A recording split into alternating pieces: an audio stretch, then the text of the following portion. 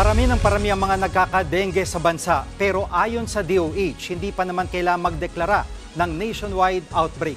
Nasa frontline balitang yan si JC Cosico. Mula loob hanggang labas, pati bawat sulok ng mga classroom ng Gregorio de Jesus Elementary School sa Maynila, inisprayan ng mga tauhan ng Manila Health Department para iwas dengue. Pati mga gulong na may lamang tubig na pwedeng pamugaran ng mga lamok, itinumba. Bukod kasi sa mga komunidad, target din ngayon na LGU ang mga paaralan.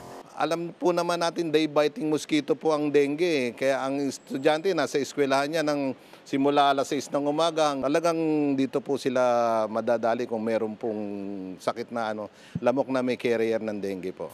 Sa datos ng DOH Metro Manila Center for Health Development, nakapagtala ang buong NCR ng 10,102 dengue cases hanggang noong August 10. Pinakamarami ang mga batang edad 5 hanggang 9. Sa Maynila, meron na higit 1,000 kaso kung saan 2 na ang namatay ngayong taon. Kaya pabor ang mga magulang sa hakbang na ito ng LGU. Bawal magkasakit ngayon sa ospital, di ba? Medyo yung resistensya nila, hindi nila masyadong carry yung mga ganyang sakit. Kasi po, hindi po natin alam kung sa araw-araw na hindi natin kasama yung anak natin, ano po yung nangyayari sa kanila, di ba?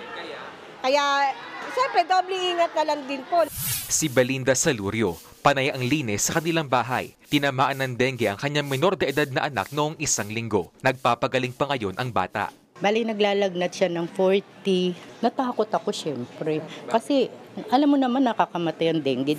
Sa buong Pilipinas, umabot na sa higit 150,000 ang dengue cases hanggang noong August 10. Mas mataas yan sa halos 108,000 cases sa parehong panahon noong 1 taon. Halos 400 ang namatay na mas mababa naman noong nakaraang taon. We are seeing the seasonal pattern of dengue. Kapag umuulan talaga, the numbers really go up.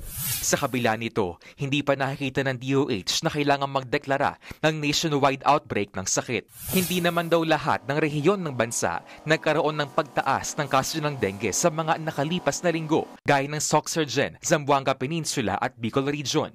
Para masabi mo na may isang outbreak sa isang area, dapat yung buong area ay merong nakikitang change in the data. Sa nakita natin na datos sa ating mga rehiyon, meron pa rin mga rehiyon na hindi naman tumaas yung numbers.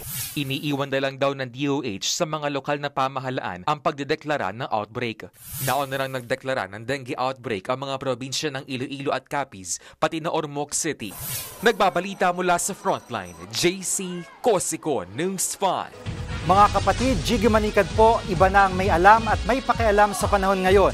Para sa konkreto, kumpleto at komprehensibong balitaan sa Frontline, mag-follow at mag-subscribe sa social media pages ng News 5.